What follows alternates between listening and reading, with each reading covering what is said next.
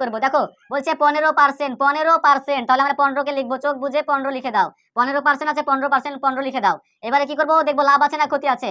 দেখো লাভ আছে, যদি লাভ থাকে তাহলে 100 সঙ্গে যোগ হবে, যদি ক্ষতি থাকে তাহলে 100 থেকে বিয়োগ হবে। দেখো এখানে লাভ আছে, তাহলে লাভ যদি থাকে তাহলে 100 সঙ্গে এটা যোগ হয়ে যাবে। তাহলে 100 আর 15 যোগ করলে কত হয়, 100 আর 15 হয়ে যাবে 115 ইন্টু 100%, এটা হয়ে যাবে আমাদের অ্যান্সার। তাহলে কাটাকুটি যদি করি, দেখো 5 দুগুণে 10, 15, 3 5 15, 5 23, 115, আর 5 কুড়ি 100, আর কাটাকুটি যাবে আর যাবে না। তাহলে আমরা 15 আর 20 যদি গুণ করি কত হয়, 15 দুগুণে 30 হয়ে যাবে 300, 300 বাই 23।